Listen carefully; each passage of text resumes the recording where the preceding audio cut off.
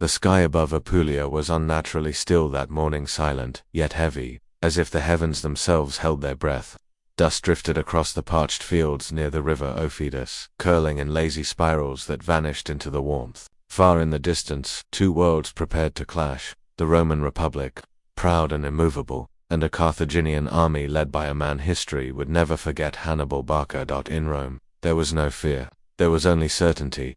The Republic had faced threats before: Gauls, Greeks, rebels, and, each time it had triumphed. The Senate pulsed with ambition, its walls echoing with confident voices. They believed the storm that approached could be crushed with sheer weight, with Roman discipline, with the thunder of legions.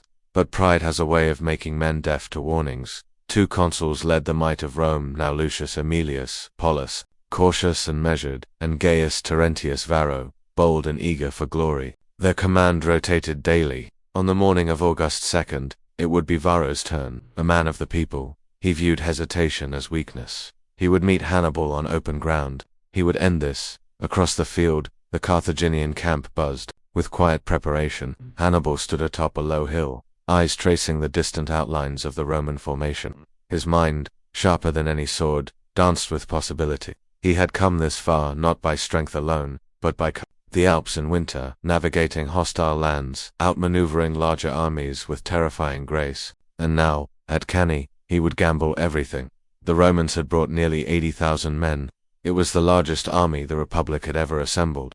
They stood in deep, tight formation, a living wall of shields and discipline, prepared to smash forward and overwhelm whatever stood in their path. Hannibal's force was smaller, barely half the size, but it was a weapon forged in fire: Libyans hardened by years of war, Numidian cavalry swift as shadow, Iberians fierce and fearless. A breeze stirred the dry grass, horses snorted and pawed at the earth. Somewhere, a Roman soldier adjusted his helmet, his fingers trembling slightly, though he would never admit it. Another whispered a quick prayer to Mars, not out of fear, but out of ritual, because rituals made men feel immortal. But Hannibal knew better. He knew that every man bled red, that courage could be manipulated, that even the strongest formation had a breaking point. He had chosen this battlefield for a reason. The river would anchor one flank, the open plain would allow his cavalry to breathe, and the morning wind would blow dust into Roman eyes. At that moment, beneath the rising sun, there were no speeches. There was no heroic trumpet call, just the slow realization, unspoken but growing, that this day would not be like others.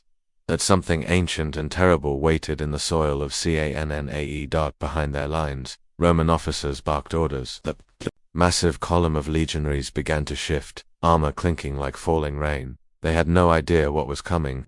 They thought this was another march toward inevitable victory. They believed they would return home to laurels and songs. But Hannibal's plan was already in motion, and the gods, for once, had chosen not to look away. The mountains loomed like ancient gods, silent and merciless. Ice gripped the peaks like claws, and the wind howled with a voice that seemed to scream, "Turn back." But Hannibal Barca did not turn back. He stared into the frozen teeth of the Alps, not with fear, but with fury. He was not simply marching, he was waging war against the world itself. It was late autumn, 218 BC, when the Carthaginian general led his army, tens of thousands of men, thousands of horses, and 37 elephants into the icy spine of Europe. No one believed it could be done, not the Romans, not even some of his own officers. The Alps were considered impassable by an army, especially one burdened with supplies, baggage, and animals of war. But Hannibal was not like other men. Where others saw a barrier, he saw a path painted with risk, blood, and glory. The journey began in southern Gaul, where Hannibal had already fought his way through hostile tribes and Roman allies. His route was not only grueling, it was suicidal. Avalanches buried men alive. Snow-blinded scouts, thin mountain trails crumbled beneath feet and hooves. In places, the army had to hack paths through ice with picks, clinging to ledges while gales threatened to throw them into bottomless ravines.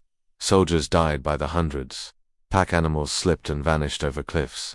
The elephants, majestic and terrifying, bellowed in the cold, their legs buckling on slick stone. Still, Hannibal urged them forward. His voice cut through the storm like a blade.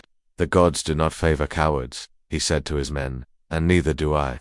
Food dwindled. Fires would not light. Men began to whisper that they were cursed. Some mutinied, others simply sat down in the snow and waited to die. Hannibal walked among them not as a distant commander, but as a brother in arms. He shared their bread, their frostbite, despair. He reminded them what they were doing, not surviving, but shaping history. One of his officers, Hannibal, once said of Hannibal, "You know how to win a victory, but not how to use it." But here, in the Alpine silence, the opposite was true. Hannibal hadn't yet won a battle in Italy, but he had already shattered Roman certainty. No Roman general had even imagined a Punic army arriving from the north. Hannibal's genius was not just tactical, it was psychological. He made the impossible real, and in doing so made the Roman heart tremble at one point. After an avalanche destroyed the path ahead, Hannibal ordered fires set against the frozen rock face. When the stones cracked from heat, they poured vinegar into the fissures, causing the rock to split further. They carved a new route through the mountain itself, bending nature to their will. One flaming blow at a time. By the time they descended from the Alps into the plains of northern Italy, Hannibal's army was a ghost of what it had been. Of the 50,000 men who had started the climb, perhaps 26,000 remained. The elephants were reduced to a handful, their great hides scarred by ice and exhaustion. But what remained was not broken, it was reborn. They had crossed the Alps. The unconquerable range was now behind them. The Romans had expected to fight Hannibal in Spain. Then, when he vanished, they assumed he was sailing across the Mediterranean. But now he stood on their soil, his army ragged but alive, and their hearts began to falter.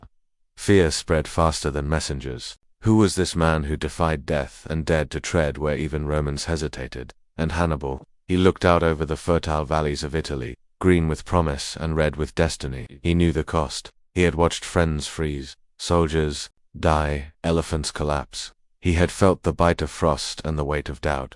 But he had not crossed the Alps to survive. He had crossed them to destroy Rome, and the road to destruction had only just begun. The land cried first before the people did. Smoke coiled into the Italian sky, thick as prophecy. Villages once brimming with children's laughter now lay in cinders, their charred skeletons open to the wind. Hannibal did not just invade Italy, he devoured it. His army, weary but burning with newfound purpose, descended from the Alps like a plague with discipline. Every Roman town they bypassed was turned into an example. Every harvested field was salted with fire. Every well was poisoned. The strategy was cruel but not mindless. It was surgical, psychological, a war not only of steel, but of spirit. Rome, proud and immovable, had built its military legacy on open confrontation. They wanted battles rules, formations, honor, victory parades. But Hannibal offered none. Of that he did not seek their armies, he sought their nerves. He wanted Rome to rot from within, so he moved like a shadow, unpredictably, deliberately, north to south, then back again. Every Roman commander who tried to engage him found only ash and absence. He left roads of burned wagons, villages stripped of life, fields black with soot. He wasn't just killing resources, he was killing hope. Fabius Maximus, the Roman general given emergency dictatorial powers, watched in silence. Known as the delayer, Fabius understood what many senators did not. To engage Hannibal on his terms was suicide. So Fabius did what no Roman general dared do. He waited. He shadowed Hannibal's army from a distance, refusing battle. He blocked supplies, harassed scouts, and preserved Roman strength. To the Senate, it was cowardice. To Fabius, it was the only path to survival. But the people of Rome were impatient. Every sunrise brought news of another town sacked, another Roman garrison missing, another field ruined. The countryside screamed for protection, but Rome gave them silence. Citizens began to whisper, "Is Rome still Rome if it cannot protect its own soil?" Hannibal's genius was in his patience. He knew he couldn't conquer Rome with brute force. But if he could make her doubt herself, if he could sever her trust in her leaders, her gods, her invincibility, then the sword would fall from her hands by choice. And so the ghost campaign continued at night. Carthaginian scouts lit decoy fires to suggest larger camps than existed. Entire units marched in circles to confuse Roman trackers. Messages were intercepted and rewritten. The war became a theater of shadows, and Hannibal was its master. In Apulia he entered a town, spared the poor, and killed only the Roman officials. He then let the citizens go. "Rome forgets you," he told them. "I remember it was more than mercy, it was strategy." He turned Roman citizens against their own senate. He made them question who truly ruled Italy now. Fabius, watching all this, tightened his grip but never swung. At one point, Hannibal camped in a narrow valley near Capua. Fabius believed he had cornered him, but Hannibal had planned that too. One night, he tied burning torches to the horns of cattle and sent them charging through a mountain pass. The Romans, thinking the Carthaginians were retreating, gave chase only to fall into an ambush. Fabius blinked, and Hannibal vanished. Once more, the land itself began to betray Rome. Crops failed in the north, trade slowed. Refugees poured into the capital with tales of horror and humiliation. Rome's economy cracked. Morale frayed. The Senate grew restless. And soon, Fabius was stripped of his command. They had had enough of waiting, but that was exactly what Hannibal wanted. He knew Rome's pride would not allow caution forever. He had set the board. Every piece was in motion. The fields were empty. The towns were quiet. The roads, once paved with Roman dominance, were now paved with bones and uncertainty. Rome would send new generals. Rome would send more men. Rome would seek the battle. Hannibal had been crafting for years, and when they came to him, chasing glory and vengeance, they would never return. The morning mist over the Trebia River clung like a curse. Beneath it, Roman soldiers stirred from sleep, cold, wet, and hungry. Snow still clung to the earth in patches, and the wind howled as if it too warned them to turn back. But Rome does not retreat. Not for weather, not for warnings, not even for Hannibal Barca. The Roman consul Tiberius Sempronius Longus had waited for this moment. Inflamed by Senate pressure and his own thirst for glory, he was determined to strike. The Carthaginian general who had torched northern Italy would finally face Roman discipline, Roman steel, Roman wrath. What Sempronius didn't know, or refused to understand, was that Hannibal had already fought this battle, not on the field, but in the mind. Every fire set in every village, every survivor sent south with tales of horror. These were not random acts. They were part of the design. Now with the Trebia swollen from winter rains and icy to the bone, Hannibal waited on the far side. His army, lean and ruthless from months of brutal campaigning, was ready. The Numidian cavalry skulked in the fog.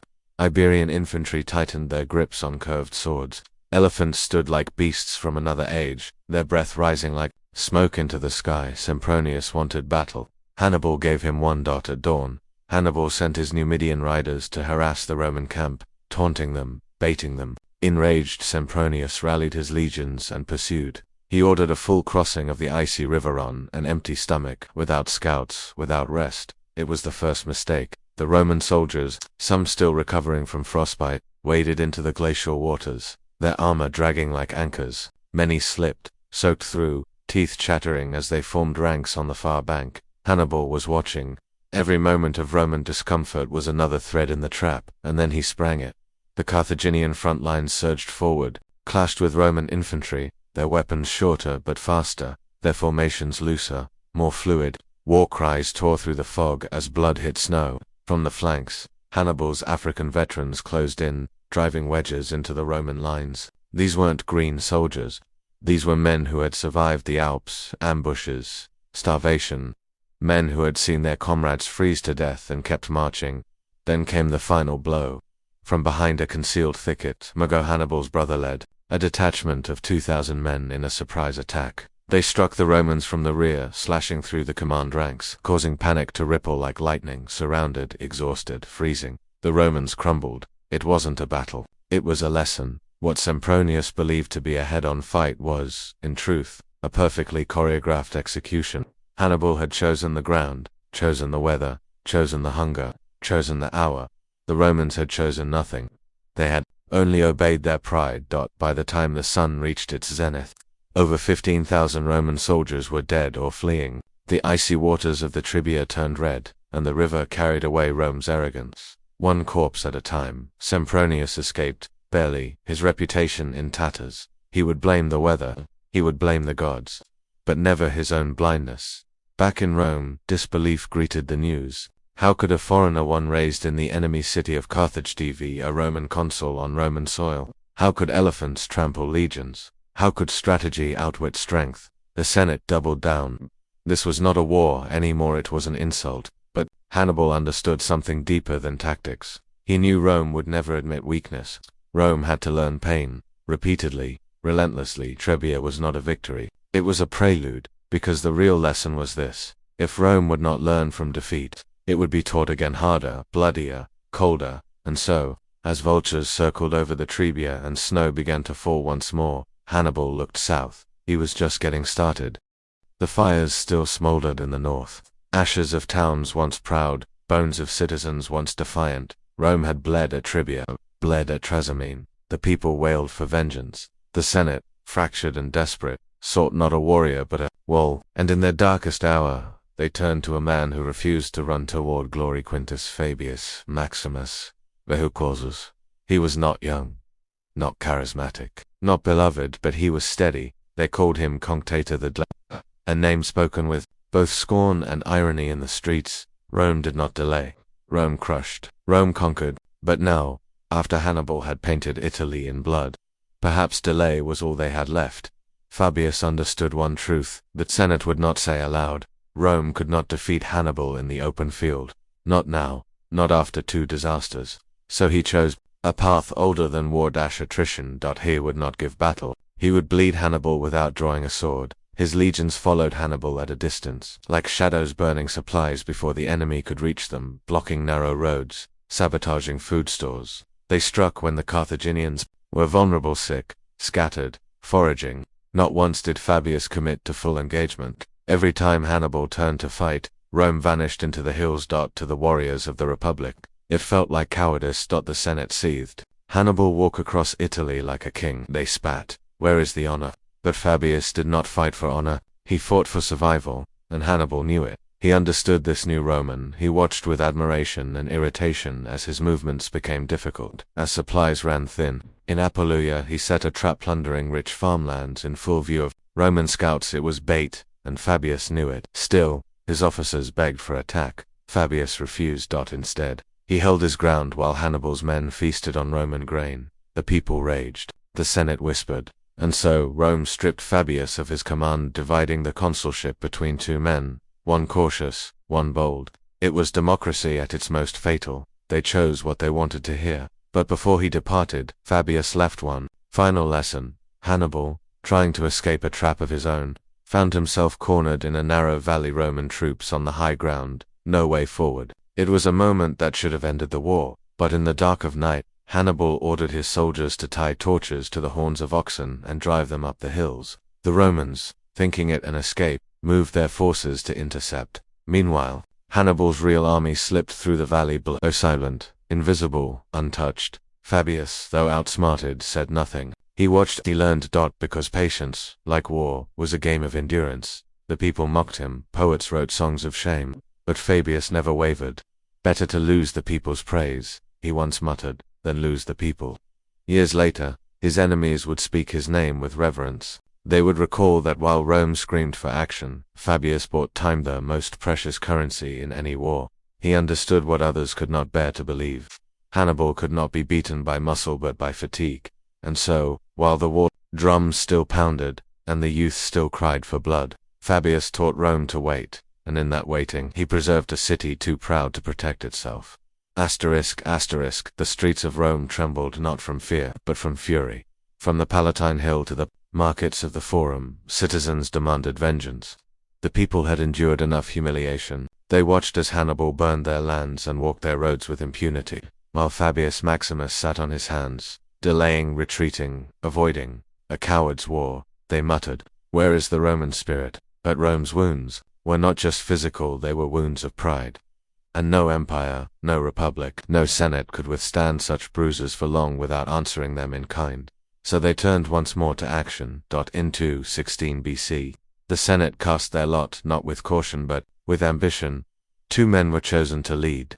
One, a noble patrician, Lucius Aemilius Paulus, experienced and reserved. The other, a son of the people, Gaius Terentius Vero, brash, bold, and adored by the mob. It was a partnership born of balance and destined for disaster. Together, they were entrusted with the largest army Rome had ever fielded. Over 80,000 men gathered in the fields of Apulia, their armor glinting in the sun like a sea of defiance. Veterans of past wars, fresh-faced boys with dreams of glory, citizens turned soldiers. Rome had emptied its veins. The message was clear. This was no skirmish. This was retribution. But under the surface, fault lines cracked. Paulus urged caution. Let us not rush to meet Hannibal on his terms, he pleaded. Let us choose our field, control the ground. Vero scoffed. Are we Romans or slaves? Every moment we wait, Hannibal mocks us. His voice echoed in the Senate, where impatience had become policy. Glory, not wisdom, would guide Rome to war. And so the army marched toward Cannae. Along the dusty plains near the river Aufidus, Hannibal waited. He had watched the storm building in Rome. He knew their pride would betray them, and he had prepared a welcome. As the Roman army swelled across the horizon, Hannibal's men, less than half their number, stood ready, but they were not afraid. They had seen this coming. Hannibal had designed this moment. He had chosen the field, he had chosen the wind, he had chosen the blood. In Rome, the Senate celebrated. Rumors of the army's size reached the city. He cannot escape this time, they cheered. Not even Hannibal can face such force. But in quiet corners, old men remembered Fabius, and some wondered aloud, is it wise to chase a lion into a cage of his own making? Varro, emboldened by the cries of victory before the battle had begun, declared that on his command Rome would end. Hannibal, the date was set, the field was chosen, and beneath the crimson sky of Apulia, the fate of an empire would be tested not by its strength but by its pride. As Rome sharpened its swords, Hannibal sharpened his plan, and in the stillness before the storm, the wind carried a warning. Sometimes, the thirst for vengeance digs a deeper grave than defeat ever could. The morning of August 2nd to 16 BC was too calm. A soft, choking wind blew across the flat plains near Cannae, carrying the dry dust of southern Italy and a quiet omen of what was to come. On that barren stretch of land, two armies stood, facing each other, one immense, one underestimated, both about to be swallowed by history. The Roman legions, nearly 87,000 strong, stretched like an iron wall. Legion after legion, rank after rank, engineered for power, trained for frontal assault. It was a force not just of men, but of the very pride of Rome. Command alternated by the day, and today Varro held command. His heart pulsed with certainty. He wanted nothing more than to bury Hannibal and return to Rome crowned in glory. Behind him, the banners of the Senate rippled in the dry wind. He would show the world what Rome did to its enemies. Across the plain, Hannibal's army, just over 50,000 men, stood quiet, unflinching. Africans, Gauls, Iberians, mercenaries, veterans, survivors. They had crossed rivers, burned towns, eaten bark, bled into the snow, and they were ready. But what made Hannibal's army deadly wasn't just courage, it was design. He had studied Rome. He knew their hunger for direct confrontation, their belief in overwhelming force. He had chosen this battlefield not for its beauty, but for its trap. Hannibal deployed his men in an unusual crescent formation. His weakest troops, Gauls and Iberians, stood in the center, slightly ahead, deliberately exposed. His elite African infantry waited at the flanks, positioned backward and hidden, like jaws held open. And behind them all, his cavalry, commanded by the brilliant Hannibal, waited for their moment. The bait was set. The Romans saw it and smiled at dawn. Varro gave the signal. The Roman infantry advanced like a hammer, their formation dense, heavy, unbreakable, shields locked, blades ready. They charged forward straight into Hannibal's center. And just as Hannibal wanted, the center began to bend. The Gauls and Iberians gave ground slowly, falling back with every Roman push. To Varro it looked like collapse. He ordered more troops into the middle, convinced that the heart of Hannibal's army was breaking. But it wasn't breaking, it was folding. The crescent bent inward, drawing the Roman forces deeper and deeper into a funnel, and then snapped. The two ends of the crescent suddenly stopped retreating and held the line. At that same moment, the African infantry on the flanks surged forward, slamming into the exposed sides of the Roman formation. Now the hammer was trapped in a vice. Confusion rippled through the Roman lines. Commands couldn't be heard. Horses reared. Blood sprayed. The sky turned black with dust. And before anyone could recover, Hannibal's cavalry returned. They had defeated the Roman cavalry on the flanks, and now came crashing into the Roman rear like thunder. The circle was complete. Rome was surrounded. What followed was not a battle, it was a slaughter. Roman soldiers were crushed together, unable to swing their swords, suffocated by their own numbers. Blades pierced ribs. Screams were muffled by choking dust. Blood soaked the ground until it turned to mud. Hour after hour after hour, the killing continued. It was methodical, it was merciless, it was mathematical genius weaponized into horror. By nightfall, the silence was unbearable. When the dust settled, over 50,000 Romans lay dead, another 10,000 captured. Only a scattered few escaped to carry the story back to Rome. The Roman army, the largest it had ever assembled, was gone. Paulus, the cautious consul, had fallen in battle. Varro escaped, broken and humiliated. The Senate, once defiant, was left speechless. And Hannibal, he stood quietly amid the corpses. He had done the impossible. With fewer men, in foreign land, against the greatest military power of his time, he had orchestrated the most perfect tactical encirclement in military history. Cannae would not just be remembered as a battle, it would be studied, feared, and echoed for over 2,000 years, that as the moon rose over the field of the dead, Hannibal's officers gathered to celebrate, but not Hannibal. He stared across the bloodied ground, and whispered to himself, "Greater than I have won the battle, ... but not yet, the war," because deep in his heart, he knew something terrifying. Rome may bleed, but Rome does not die easily. The news reached Rome like a shadow. No messengers arrived with triumph, no banners returned, no cheers rose from the city gates. Instead, a creeping silence slithered through the streets, something unspoken, a dread that settled like ash upon the rooftops of the Republic. The people of Rome waited for news that never came until finally, a lone horseman, face caked in dust and eyes hollow from what he had seen, rode through the gates and dismounted. Without words, behind him was nothing, no legions, no victory, only the unbearable weight of Cannae. The Senate chamber that day was colder than stone, 50,000 dead, 10,000 more taken. Never in the history of the Republic had such a blow been delivered, not by Greeks, not by Gauls, not by any hand but Hannibal's. Many senators wept, others raged, some sat motionless, as if death itself had walked into the Curia. Even Fabius, Maximus, the delayer they had once mocked, remained quiet, his worst fears realized in the blood of fallen sons. All of Rome had offered up its pride. On the plains of Cannae, and it had been devoured that there were no legions left to call. Most of the military-aged men had died. Entire noble houses had been erased. Streets echoed with the sound of mourning mothers, sisters, widows, shops closed, markets emptied, laughter vanished. Rome, once a city of unstoppable ambition, now looked inward. There were whispers in the baths, in the temples, in the alleyways. Should we negotiate with Hannibal? Surrender was never said aloud, but it hovered like smoke in every conversation. And yet, Rome did not fall. This was the truth. Horror Hannibal had not accounted for. He had struck the heart. He had bled the Republic dry. And still it stood. In the days following Cannae, the Roman Senate did something that stunned the ancient world. They refused to negotiate. When Hannibal's envoys came offering peace terms, he assumed that Romans would be desperate to accept. They were denied entry to the Senate entirely. One senator stood that day and declared, "Greater than no Roman shall negotiate with an enemy while he treads our soil." And so Rome did the unthinkable. They raised new armies. They enlisted boys barely of age. They freed slaves and made them soldiers. They took convicts from prisons and handed them swords. The city mortgaged its wealth, melted down gold from temples, and rearmed. But it wasn't pride, it was something colder, a realization that if Hannibal could do this at Cannae, if Rome surrendered now, the Republic would become dust. They would not let that happen. They built walls higher, they trained harder, they prayed louder. The mothers of Rome no longer wept at the deaths of their sons. Instead, they whispered to surviving boys, "Do not return unless victorious." This was not resilience. This was defiance sharpened into steel.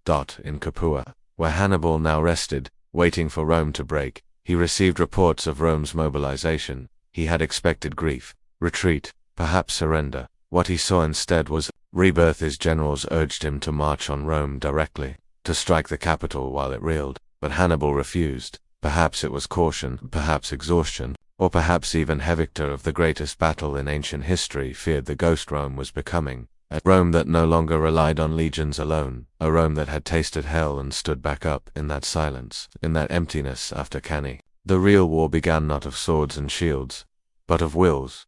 And Hannibal had awoken something he could not kill, a Rome that would fight forever. Victory should taste sweet, but in Capua it turned to ash in Hannibal's mouth. After Cannae he had earned the unthinkable, not just a victory, but a massacre that would echo through the centuries. And yet, instead of marching on Rome, Hannibal turned south, to the wealthy city of Capua, which opened its gates to him in triumph. There were feasts. Wine flowed like rivers. Women adorned with gold sang songs in his name. Statues were erected, temples consecrated. In the lush gardens of Campania, Hannibal was no longer just a general, he was a god. And it was there, not in the frozen Alps or on the bloodied plains of Cannae, that his war began to die. The Carthaginian army rested, but rest turned to rot. Soldiers, once hardened by mountains and fire, grew fat with comfort. The discipline that had carried them across the Alps through storm and starvation began to unravel beneath silk sheets and soft music. Hannibal had wanted to give his men a taste of reward, but Capua became a trap of luxury, a golden prison built on the corpses of Roman sons. Meanwhile, Rome seethed. They had expected Hannibal at their gates. Instead, he had chosen pleasure over conquest. That single choice became the breath Rome needed to rise. Fabius Maximus saw it immediately. Greater than he has won a battle, he said, but he has lost the war. And Rome took action. They did not send envoys or plead for peace. They sent armies. Not to Capua, not yet, but to Spain, where Hannibal's brother Hasdrubal fought, to Sicily, where Carthage still held ground, and to every city Hannibal had hoped would rise up in rebellion against Rome, because that was Hannibal's real plan. He didn't need to conquer Rome, he wanted to fracture it.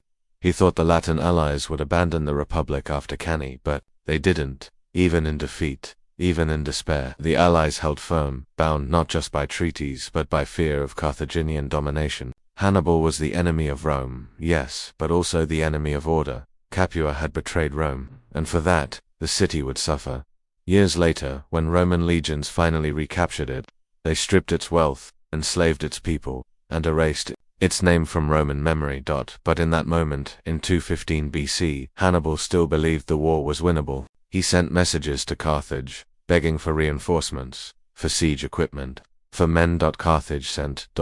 nothing. His homeland, blinded by politics and distant victories, could not grasp the scale of what he had achieved and what he now needed to finish it. So Hannibal, the architect of annihilation, sat in Capua surrounded by gold and betrayal, and watched his moment slip away. He had cracked Rome's armor, but he had failed to drive the sword through its heart, and in Rome, a terrifying realization took root: greater than he can be defeated, not by swords, not by speed, but by time. Capua was not a reward, that it was a tomb for Hannibal's momentum. As spring rains fell on the marble courtyards of the city, and his men slept on cushions instead of cold stone, Hannibal understood what the Romans had always known: comfort is the slowest poison of war.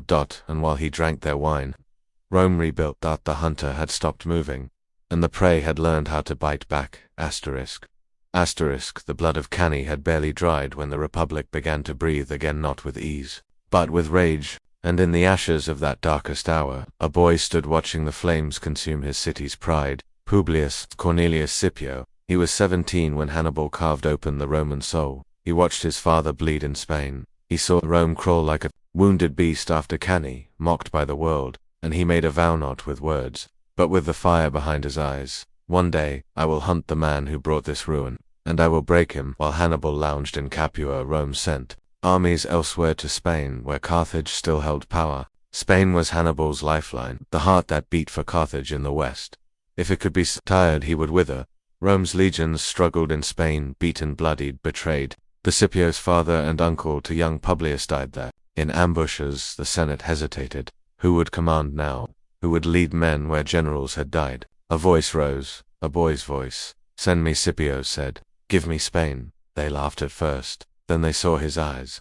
Eyes that did not blink in the face of Hannibal's legend, and they gave him the legions. He was only 20-4 in Spain. Scipio moved like a man possessed. He studied Hannibal not just his tactics, but his mind. He learned to strike where no one expected, to use deception as a blade, to speak not just to soldiers, but to nations. At New Carthage, he fell upon the enemy like a storm. He took the city in one night, a fortress no Roman had dared to challenge. Then he took the hearts of the Spanish tribes, one by one, not just with might, but with respect. Where Hannibal had raged through Italy with fire, Scipio built in Spain with loyalty. He understood something few Romans ever did: greater than to kill Carthage, you must first steal its soul. Back in Italy, Hannibal heard whispers: a new general, a Roman who fought like a Carthaginian. The boy, now a man who had taken New Carthage and shattered Hasdrubal's alliances. Still, Hannibal waited. Perhaps he thought Rome would break again. But then came Beculan, other battle, another Carthaginian defeat.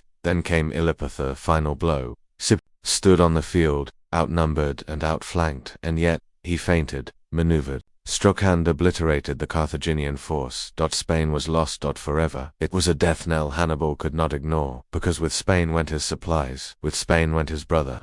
Hasdrubal cut down trying to join him in Italy, but when Hasdrubal's severed head was thrown into Hannibal's camp, The great general did not speak for hours. He simply stood there, staring. Rome had sent its reply, not with words, but with a head. And while Hannibal's legend began to decay in the fields of southern Italy, Scipio's rose like a new dawn. The Senate, once cautious, now knelt before him. "Let me take the war to Africa," Scipio told them. "Let me drag Carthage into the fire." They hesitated. War in Italy was hard enough, could they afford a second front? Scipio looked them in the eyes and said, "Hannibal came to our door, now I will go to his." And they let him go. A general now, a storm unleashed, because the war was no longer about Rome's survival, it was about revenge. And as Scipio set sail for Africa, even the gods seemed to whisper, "A reckoning has come. The child of Rome is no longer a child, and the time of Hannibal is ending." The sea was calm, unnaturally so. As Scipio's fleet carved its way toward Africa, the ships bore the weight of a nation's vengeance. On their decks stood men who had grown up beneath the shadow of Hannibal's soldiers, whose fathers had died at Cannae, whose cities had burned, whose pride had been shattered. Now they came to return the favor. The coast of North Africa loomed ahead like a sleeping lion. This was Carthage, rich, ancient, powerful. But this was not a raid. This was not retribution from afar. This was invasion. Scipio stepped onto African soil not as a marauder, but as a calculated storm. He did not seek mere battle, he sought surgical dismemberment of the Carthaginian war machine. The Numidian king, Cephalus, still allied with Carthage, had raised armies to resist the Romans. So had Hasdrubal Gisco, one of Carthage's last seasoned commanders.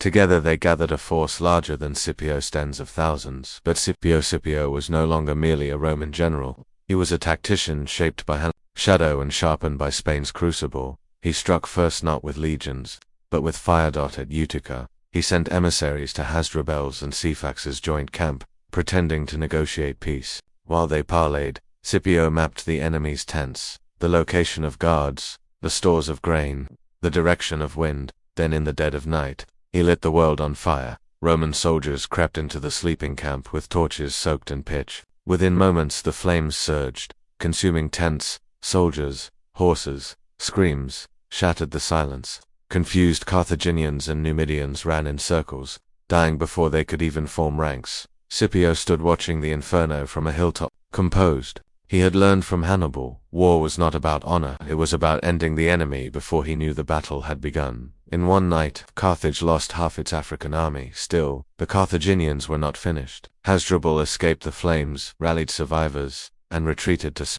Cephalus too, regrouped. But the alliance was shaken. Scipio didn't wait. He marched after them, through the burning plains and enemy villages, through heat and resistance. At Great Plains, he crushed Hasdrubal in open battle, not by numbers, but by formation, timing, precision. His soldiers now fought like veterans, as if Rome's ghosts whispered in their ears. Hasdrubal fled his command shattered. Cephalus, pursued into the deserts of Numidia, was betrayed and handed over by Massinissa, the rightful king of the Numidians and Scipio's key ally. The balance had shifted. With Africa bleeding and its generals in retreat, Carthage proud, unbending Carthage did what Rome had done after Cannae. They begged for peace. Envoys came with gold, apologies, and hollow promises. The Senate debated. Scipio listened, and then Rome gave Carthage its terms. Withdraw all armies, disband your fleet, surrender your allies, pay tribute. Forever it was surrender masked as treaty. Carthage agreed. For a moment, the war seemed over. For a moment, until Hannibal returned, after 16 years in Italy, after carving his name into Roman nightmares, he was called home. Carthage needed its lion, and in that moment, every Roman knew, greater than the real war was just beginning. As Hannibal landed on his homeland soil, battle-scarred and silent, Scipio prepared not just to end a war, but to decide the fate of empires. The last act of this tragedy was about to begin, and there would be no peace until one named Rome or Carthage was erased from history. The sun over Zama rose with a cruel brilliance, clear, unbroken, and merciless. The red earth baked beneath it, cracked and dry like the tension between two civilizations on the brink of extinction. But at the head of one army stood Scipio Africanus, 31 years old, draped in a crimson cloak. His eyes were fixed on the horizon where dust rose, a storm, announcing the arrival of the man whose name had haunted Rome for 2 decades. Hannibal Barca had returned. He brought with him a Carthaginian army, hastily raised some veterans from his campaigns in Italy. But Many were fresh levies, Numidian cavalry, Ligurian mercenaries, and war elephants.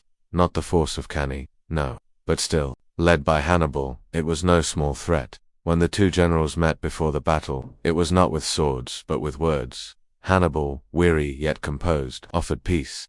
"Let us not gamble the fate of empires on one battle," he said. "Is no need for more blood. Carthage will yield."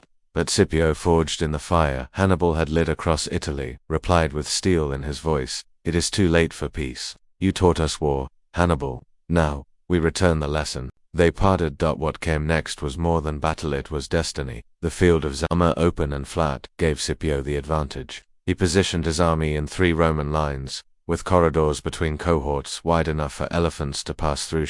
The beasts charged. Facing him, Hannibal placed 80 war elephants at the front, a blunt weapon meant to scatter Roman formations. Behind them, 3 lines of infantry. His cavalry, weakened, was placed on the flanks, while Scipio had Massinese, Numidian horsemen, expert desert riders, loyal now to Rome.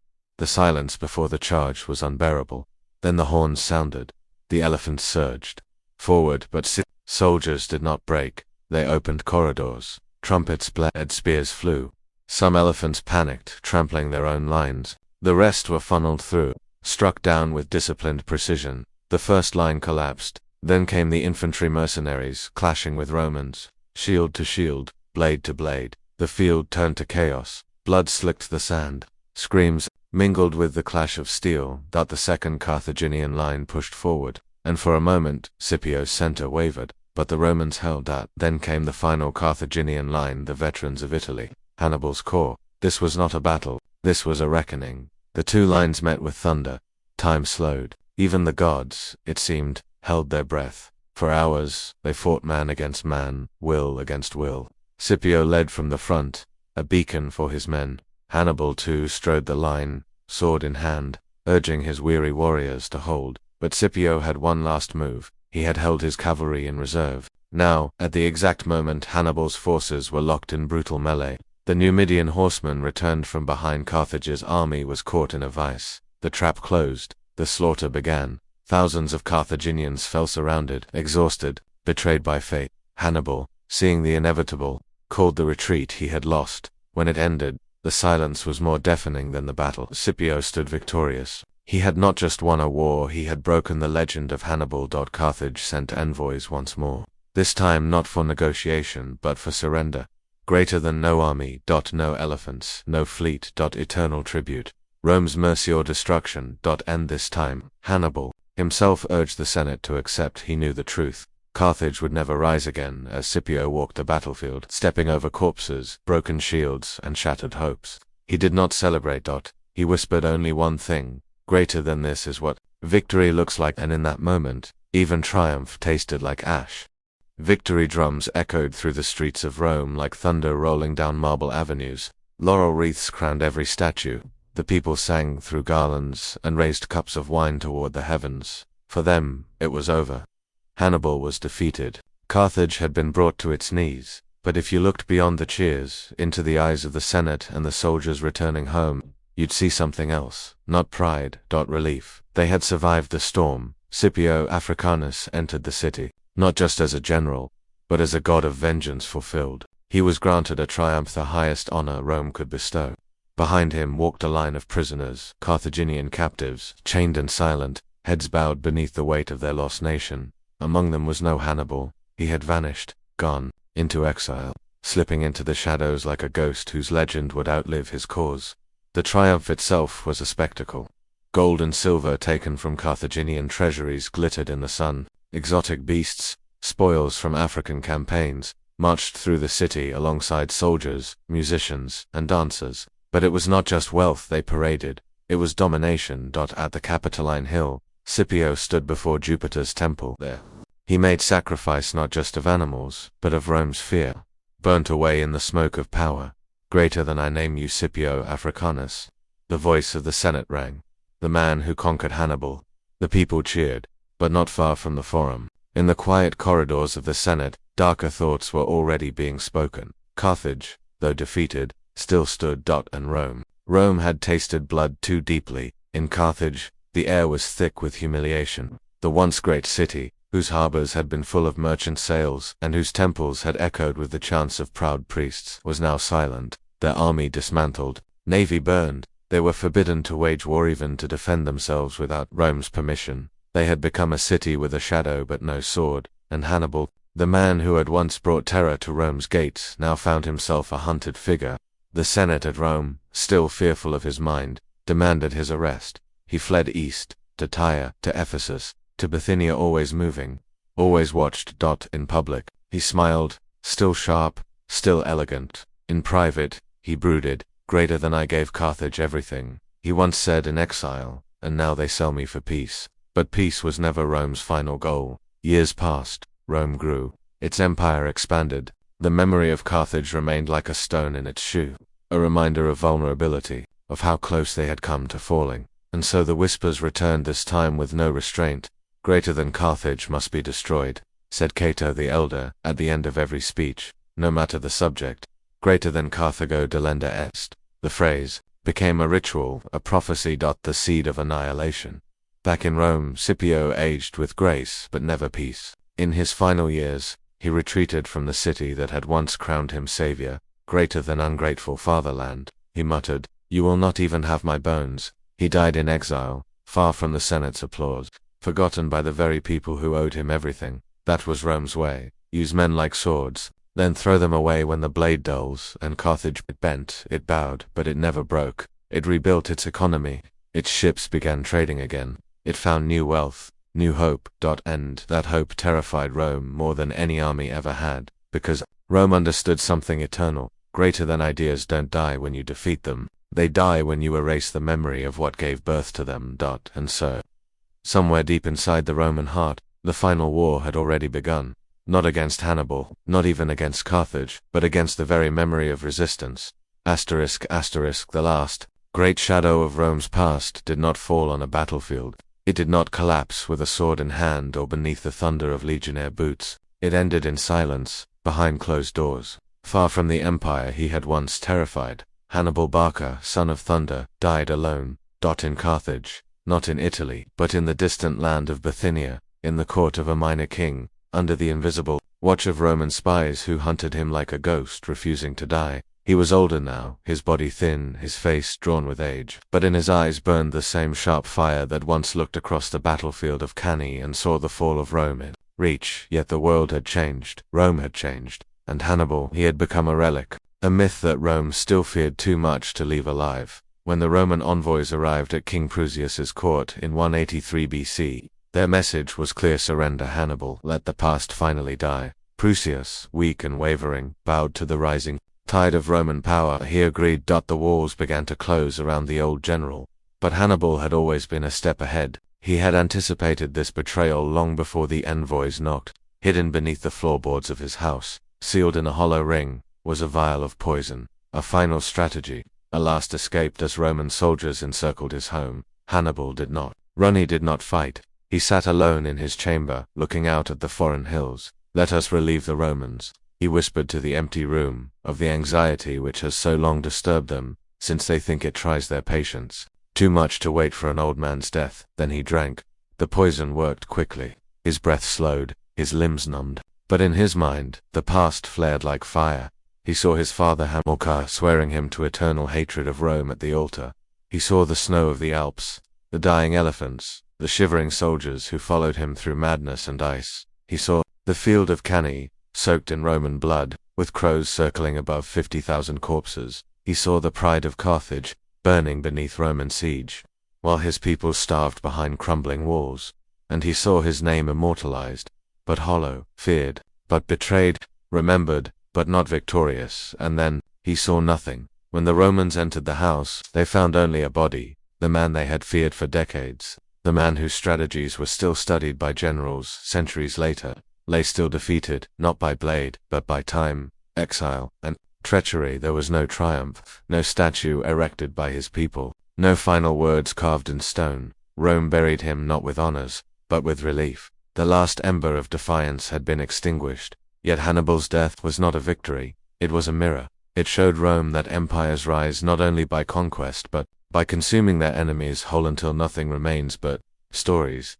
But stories have a strange power. They do not die when the man dies. They live on in whispers, in fear, in admiration. And so, even as Hannibal's name was erased from records, his ghost walked with every Roman general who feared a mistake, with every Senate member who saw rebellion in the eyes of another nation, with every empire that stood tall and believed it could never fall, greater than because somewhere, beyond the reach of swords and poison, Hannibal still marched. Through snow, through fire, through history. The sun rose over the blood-soaked fields of Cannae, but there was no celebration in Hannibal's camp, only silence, no war cries, no victory chants, only the moans of the wounded and the wind blowing over 70,000 Roman corpses. Hannibal had just orchestrated the greatest tactical victory in the history of warfare, but in that moment, as he stood surrounded by death, he made the single decision that would haunt the rest of his life. He did not march on Rome. Hannibal's lieutenants, flushed with triumph, begged him to strike. Hannibal, his cavalry commander, famously said, "Greater than you know how to win a victory,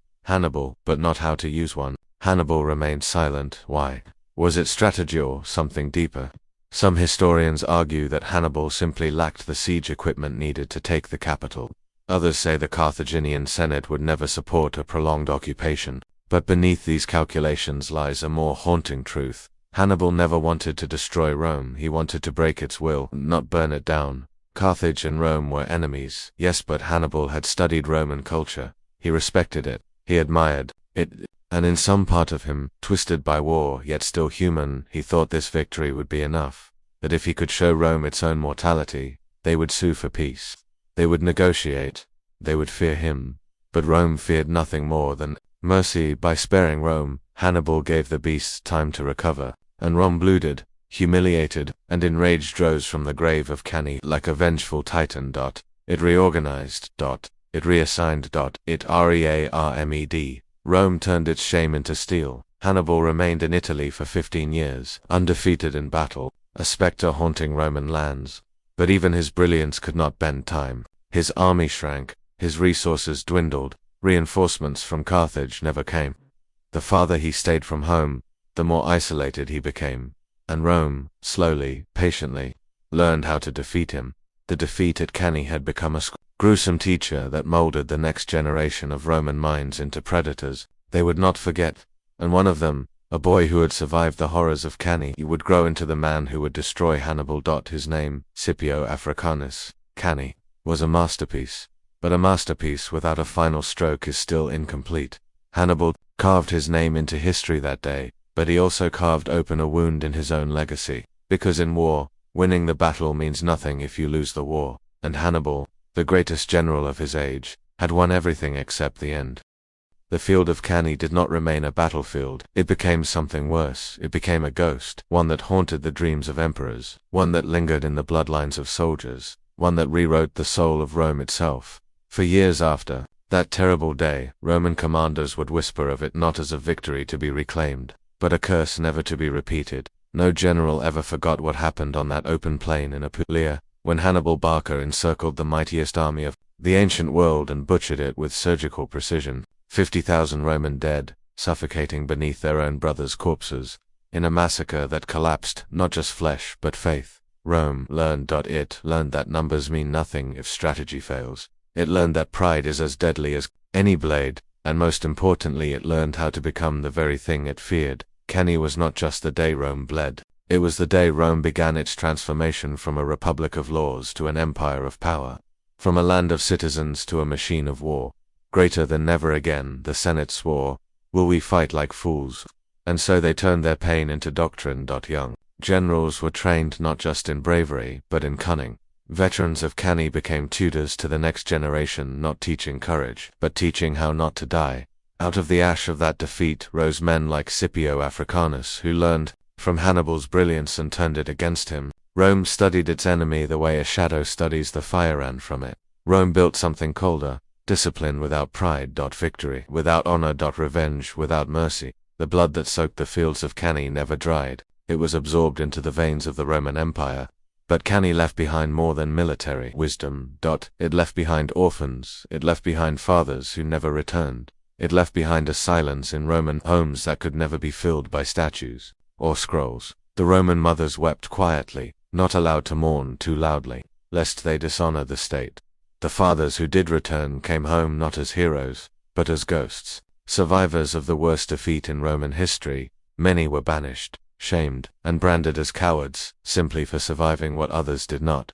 Greater than Rome, in its fury, turned on its own children. And what of Carthage? Even in victory, they did not rejoice long. They had won the blood, but not the war. Hannibal begged his people for reinforcements, for weapons, for the push to finally crush Rome at its core. But the Carthaginian Senate hesitated. They feared provoking Rome too far. They believed, foolishly, that Rome would forget. Rome never forgot. The legacy of the bloodfields was not written in treaties or politics, it was written in the eyes of every Roman child who grew up hearing tales of Cyanne AD. It was written in the training camps of future legions, who were taught not just how to kill but how not to be killed like those at Cannae. It was written in the hatred that smoldered in Roman hearts, burning until it erupted into the Third Punic War, when Rome would finally erase Carthage with fire and salt. Greater than, and perhaps that was the true legacy of Cannae. It taught Rome how to become a monster, because only a monster could destroy something like Hannibal. The fields of Italy were soaked with Roman blood, but from that ruin, from the ashes of Cannae, a new force was rising, a boy who had once watched his father bleed on the battlefield, who had once barely escaped the chaos of Hannibal's wrath. That boy was now a man, Publius Cornelius Scipio, but the world would soon know him by another name, Scipio Africanus. He was young, too young, some said. Just 30 years old when he stepped forward to take command. But there was steel in his eyes and fire in his voice.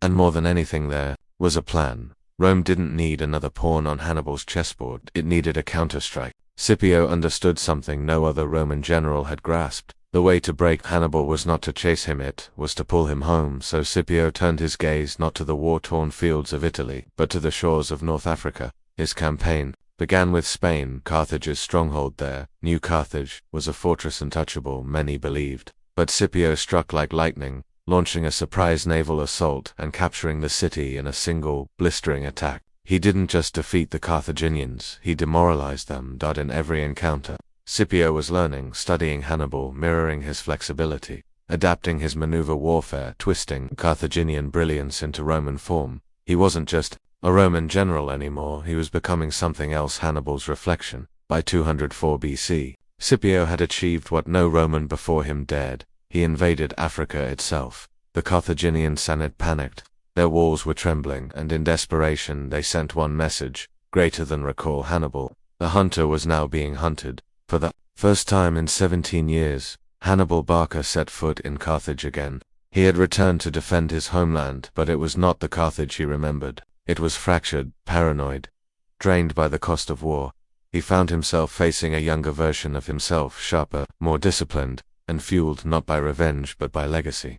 As Scipio marched inland, gathering allies, building strength, Hannibal made one final offer for peace. It was a rare moment to legends, face to face, speaking not through armies, but words. Scipio refused. The war would end the way it began, on the battlefield. In that moment, the fates of two civilizations narrowed to a single point. Last great hope, Carthage's last great sword, Scipio and Hannibal. Student and master. Two minds forged by war, preparing to meet in a final, cataclysmic clash. But only one would emerge as history's victor, and the plains of Zama would decide. The earth trembled under the hooves of war elephants. Dust spiraled into the African sky. On the vast open plain near the town of Zama, two armies faced each other, one for empire, the other for survival. It was 200 BC, and the final reckoning between Rome and Carthage had come. On one side stood Hannibal Barca, the ghost of Italy, the master of ambush and maneuver, leading what remained of Carthage's might, veterans who had followed him for decades,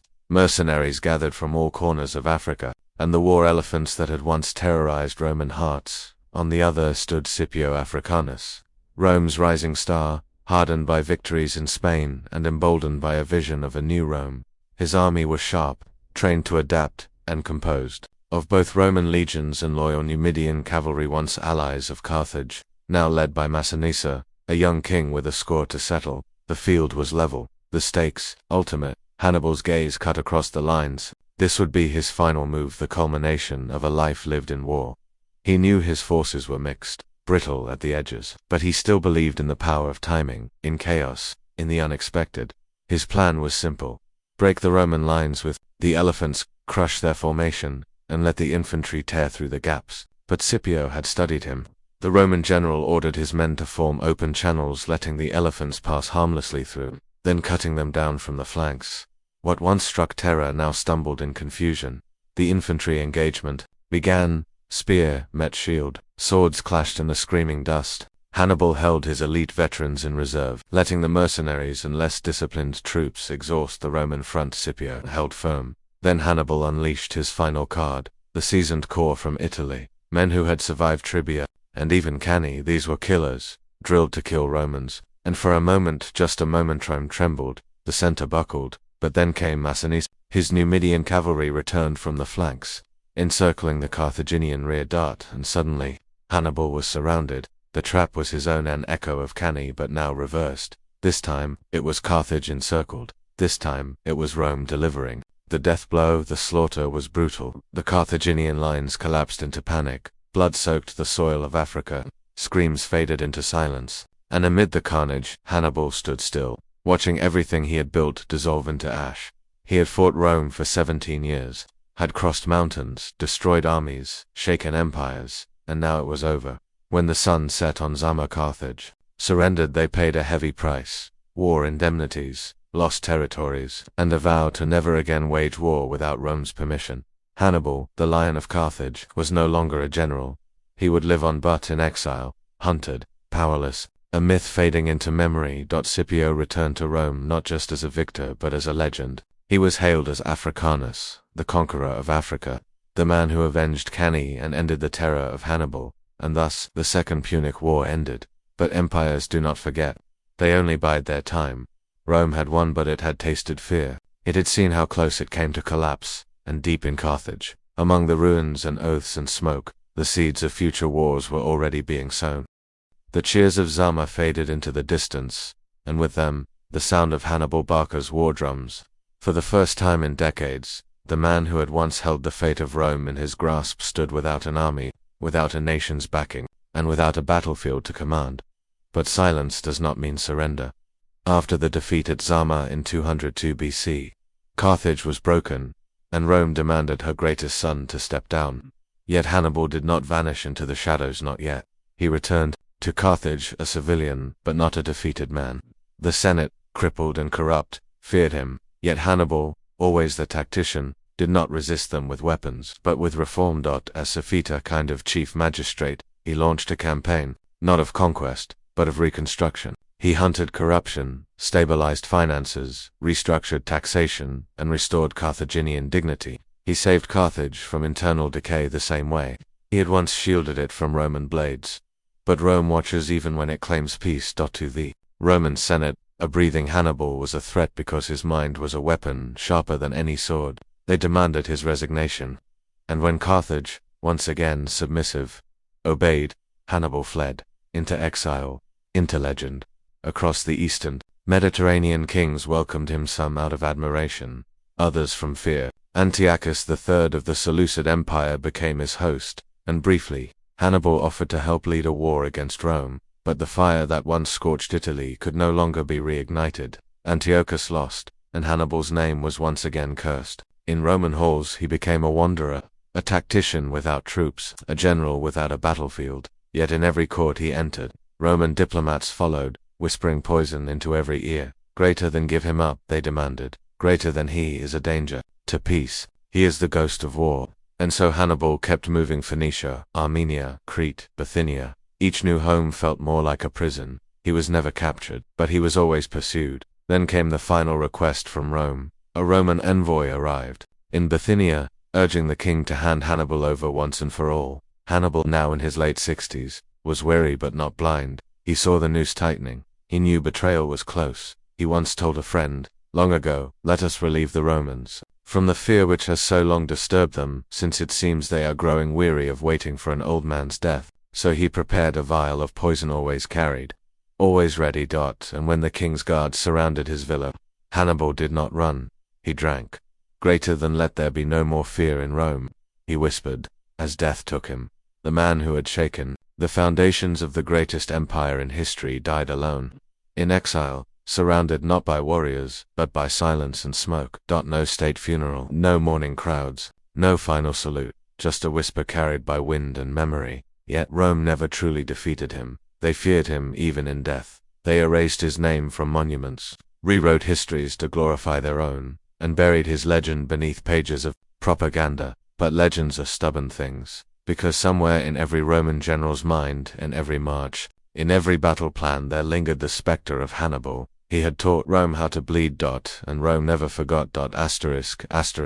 The battlefield of Cannae lies silent now, no banners, no blood, just the wind sweeping over the fields where 80,000 Roman souls once fell stacked like cordwood under the Punic blade. Time has covered the scars, but history does not forget, and neither did Rome. For centuries after Hannibal's death, Cannae became more than a memory. It became a lesson, a ghost that marched beside every Roman soldier, every general, every senator who dared to whisper the name Barca. Rome did what empires do best. It rewrote, rebranded, rebuilt. But even as Roman legions thundered across Europe, Africa, and Asia, the specter of Hannibal never left them. In their training manuals, they studied his tactics. In their senate, they invoked his threat. And in every war room, his shadow lingered. Cannae became a metaphor, not for glory, for devastation. And yet Hannibal lost. His strategy, his genius, his unimaginable victories, all ended with a whisper in exile. The empire he bled was swallowed by Rome, and Carthage was razed to dust by the grandchildren of the men he had once outwitted. So what remains? What legacy does a defeated man leave behind? Everything. In modern warfare, generals still speak his name. Military academies around the world dissect his genius, the double envelopment, the psychological manipulation, the mobility in the face of overwhelming odds. Napoleon idolized him, Patton studied him, Schlieffen based his plan to crush France on the Cannae model. And Rome became the monster it once feared. By studying Hannibal, Rome transformed. His methods became theirs, his ferocity, their doctrine. The destroyer became the blueprint for survival. Rome did not win by resisting Hannibal. Rome won by becoming Hannibal. But perhaps the deeper legacy lies not in strategy, but in tragedy, because behind the battlefield brilliance was a man born from vengeance, driven by duty, and consumed by purpose, greater than a boy who swore hatred of Rome at the altar of Baal, a general who watched his brothers die beside him, a leader who crossed ice-capped mountains and saw half his army freeze or fall, man who won every battle but lost the war. Hannibal's greatness was not in conquest, it was in resistance, in standing against the impossible, in daring to strike at the heart of the world's most unbreakable empire and nearly breaking it. He was not just Carthage's son, he was history's challenger, and that is why his name endures today. Where the ruins of Carthage sleep beneath Tunisian soil, there are no great monuments to Hannibal, no marble statues, no imperial arches. Just dust. And yet, his legacy survives stronger than any column of stone, because some names are too dangerous to die. And when the wind howls across the fields of Cannae, it still sounds like hooves thundering, it still sounds like war, it still sounds like war, it still sounds like Hannibal.